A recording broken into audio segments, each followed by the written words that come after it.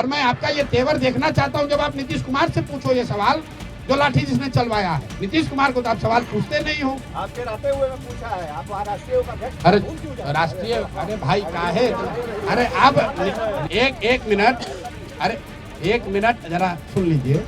आप लोगों से मेरा आग्रह है, प्रशांत किशोर की क्या गलती है, तेजस्वी यादव की क्या भूमिका होनी चाहिए, पूरा मामला जिस सरकार की गलत नीतियों से बना है, सरकार को भी तो पूछ लो भाई एक बार। ऐसा है, सिटी एसपी अभी नया नौकरी उन्होंने शुरू किया है।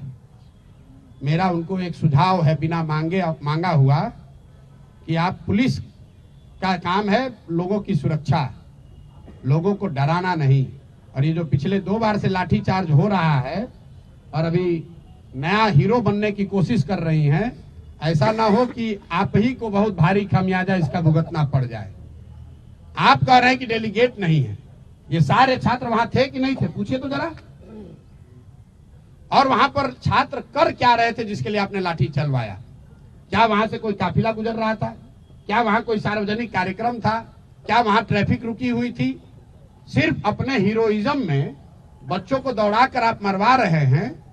तो इतना भी मत वर्दी का रोब निकालिए कि पता चला कि सब कुछ उल्टा हो जाएगा। और मैं आपको बता रहा हूं, जो भी सिटी एसपी हैं उनके खिलाफ आज के आज ह्यूमन राइट्स में भी जाएंगे और उन पर कोर्ट में आज केस भी करेंगे। बच्चों को मरवाने के लिए उनको भुगतना पड़ेगा। और ये सारे अफसर भी समझ लें, ऐसा नहीं है कि आप ऐसे मारकर लाठी से निकल जाइएगा। अगर लाठी से मारे हैं तो रूल ऑफ लॉ कोर्ट में जैसे हमको फेस करना है एफआईआर, वैसे उनको भी फेस करना पड़ेगा। और ये आज नहीं तो कल ही एफआईआर, जैसे ही कोर्ट संज्ञान लेगा, कोर्ट से अवसर मिलेगा, उन पर कल ही केस होगा। हम एसपी से नहीं डरने वाले हैं। अरे भाई, आज जब ही, इसीलिए आज जो छात्र जा रहे बात करने, उसका पहला 5 में एक महत्वपूर्ण मांग है कि सारे बच्चों पर जो आपराधिक मुकदमे दर्ज किए गए हैं उसको वापस लिया जाए। हम पर भी एफआईआर किया गया है, आरके मिश्रा पर किया गया है। ये क्या आपराधिक लोग हैं? आरके मिश्रा यहाँ डीजी रहे हैं बिहार में, ये अपराधी हैं? आनंद मिश्रा अपराधी है? हम लोग तोड़फोड़ करने वाले लोग हैं? आपको क्या लगता है इस एफआईआर में क्या है? कोई तथ्य है इसमें? मतलब आरके मिश्रा यहाँ बिहार सरकार में डीजी होम रहे हैं और सरकार कर उससे वो खड़े होकर बात कर रहे हैं, सारा प्रशासन। इन्होंने कल चीफ सेक्रेटरी को समझाया, बात करी, उनसे अनुरोध किया कि भैया इसको कैसे डिफ्यूज किया जाए ताकि कोई हिंसा ना हो, कोई गलती ना हो। ये अपराधी हैं? आप बताइए, अपराध, ये अगर आपको अपराधी लगते हैं तो अपराध का डिफिनेशन ही फिर बदलना पड़ेगा। जिन लोगों ने अपना पूरा जीवन लगाया है बिहार में, बिहार को बनाने सुधारने में, उसको आप अपराधी बताकर एफआईआर लॉन्च कर रहे हैं। अपने को अभी नया अफसर हो गए तो समझ नहीं आ रहा है कहां जा रहे हैं। यहाँ के डीएम ने किसी को सार्वजनिक तौर पर एक थप्पड़ मार दिया, कहीं केस दर्ज हुआ है उसका? कहीं केस दर्ज हुआ है उसका? किसने अधिकार दिया है यहाँ के डीएम को किसी को मार दोगे एक थप्पड़? यही यहाँ हालत हो गई है। चूंकि ये जो अधिकारी है इनकी मनमानी हो गई है। अभी कैमूर में केस हुआ है, ट्रैफिक एसपी का एक बच्चे की मौत हुई है रोहतास में, सॉरी कैमूर निकल गया, सासाराम में। वहां पर गोली चली है, वहां पर एक बच्चे की डेथ हुई है डीएसपी के द्वारा। ये बताइए, इससे पहले हम जब पदयात्रा शुरू किए थे बेलथर में, किसी एक बीडीओ या एसडीएम से झगड़ा हुआ, 700 लोगों के गांव को केस करके उनको इतना परेशान किया कि लोग छोड़कर नेपाल भाग गए थे। कम जाके आप बेलथर पता कर लीजिए, 1 साल तक लोग घर छोड़कर बाहर गए हुए थे। उनका एक लोगों का केस जनसुराज ने लड़ा है, बेल दिलाकर उनको वापस बुलाया है। इसीलिए तो लोग गांव देहात में कह रहे हैं कि नीतीश कुमार का राज है, ये अधिकारियों का जंगल राज हो गया है। जिसको मन है मार दो लाठी, जिसको मन है उस पर एफआईआर कर दो। हम लोग इससे डरने वाले नहीं है, इसका डट कर मुकाबला करेंगे। अभी तो मैं आपसे इतना ही कहूंगा कि इन बच्चों को आप शुभकामना दीजिए। और मैं मुख्य सचिव महोदय का धन्यवाद भी कर रहा हूं कि व्यक्तिगत तौर पर उन्होंने मिलने की पहल की है। इन बच्चों की बात सुनिए और जहां तक हो सके इनके पक्ष में निर्णय दीजिए ताकि ये जाए अपनी पढ़ाई का काम करे। बाकी राजनीति करने के लिए तो हम लोग बैठे ही हुए हैं, राजनीति चलती रहेगी, धरना प्रदर्शन चलता रहेगा, मुकाबला होगा। इन बच्चों के जीवन से खिलवाड़ मत कीजिए, इनकी बात को सुनिए। ये सामान्य परिवार के लड़के हैं, पढ़ने आए हैं, जिंदगी बनाने आए हैं। इन पर आप FIR करके लाठी चलाकर किसी का भला नहीं कर रहे हैं, अपना भी भला नहीं कर रहे हैं। इसी के साथ हम लोग इसको खत्म करेंगे। आपको लगता है कि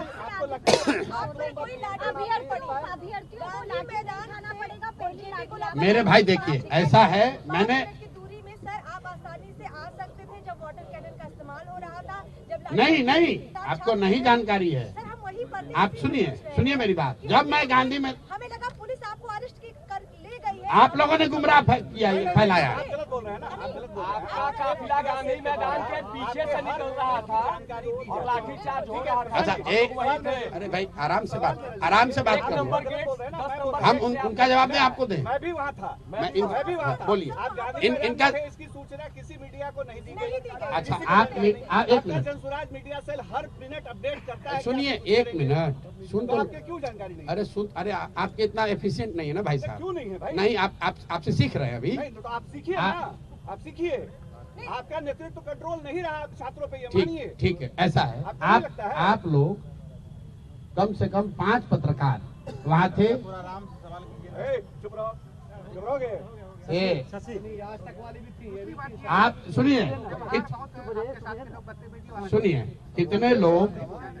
कितने लोग जो मीडिया के थे, जो घटना के बाद जब मैं गांधी मूर्ति के पास बैठा हुआ था, लाइव सिटी वाले लोग को मैं पहचान रहा हूँ, PTI के वहां पर लोग थे, आप लोग ANI था, सब लोग थे आप लोग, और सारे लोग थे। आप वहां नहीं थे अगर किसी वजह से, तो हम सुनिए, आपने बल्कि ये भी कहा प्रशांत जी बोलिए, तो मैं क्या कह रहा था कि भाई मैं अभी साथियों को बुला रहा हूँ, माइक की व्यवस्था करा रहा हूँ, यही तो बात थी।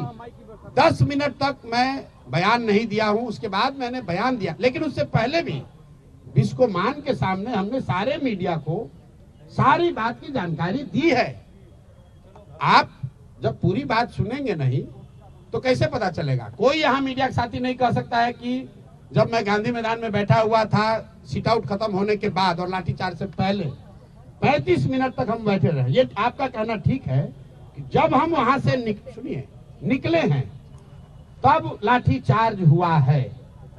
45 मिनट के बाद हम जब सिट आउट से निकले हैं, उसके बाद बिस्कोमान पर मैंने मीडिया को बात करी है, फिर मैं गांधी मैदान स्टैचू पर बैठा हूं। 25 मिनट पर सबको ब्रीफ करने के बाद जब साथी वहां से नहीं आ रहे थे, तो हमने सबको वहां हिदायत दी है, एक बच्चों को, कि वापस मत जाओ, आप लोग घर जाइए। जो लोग वहां बैठे हुए थे, हम लोग के साथी RK मिश्रा भी थे, किशोर कुमार मुन्ना भी थे, और कई लोग छात्रों को ये समझाने में लगे हुए थे कि भाई आप लोग चलिए। यही तो दिक्कत है कि छात्र कह रहे हैं कि आखिरी तक आप क्यों नहीं रुके? अरे भैया, आखिरी आप किसको आखिरी मानते हैं? हम उसको आखिरी मानते हैं जहां सरकार ने ये माना कि आप यहां से धरना हटा लीजिए और हम लोग बात करने को तैयार हैं। तो अगर मैं धरना वहां से नहीं हटाता तो सरकार से बात कैसे होती? लेकिन धरना हटा नहीं।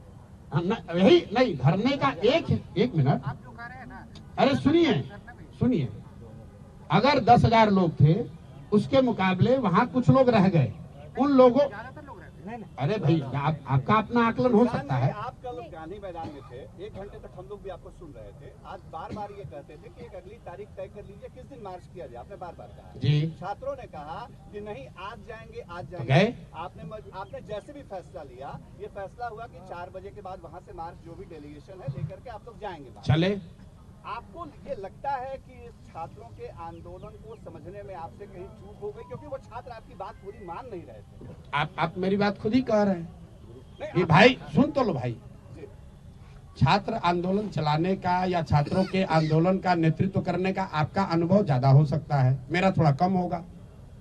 लेकिन आप भी ये कह रहे हैं कि उस पूरे छात्र समूह में कुछ छात्र, जब तक सारे छात्र बात मान रहे थे तब तक किसी को कोई दिक्कत नहीं हुई है।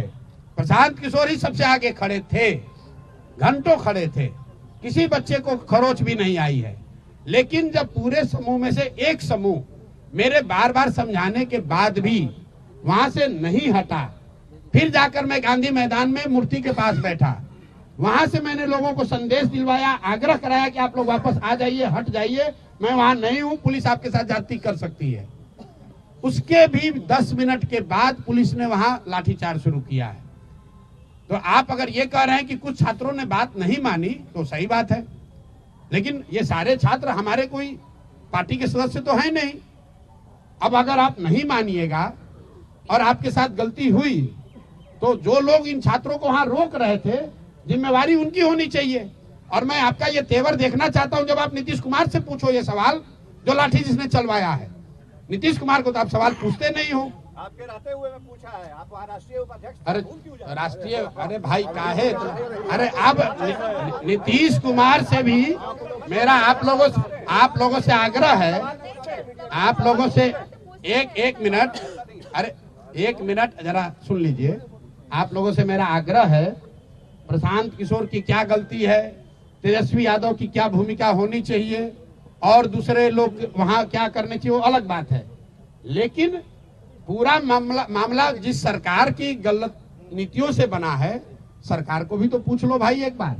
नीतीश कुमार लाठी चल रही है यहाँ और दूसरी तीसरी बार चली है।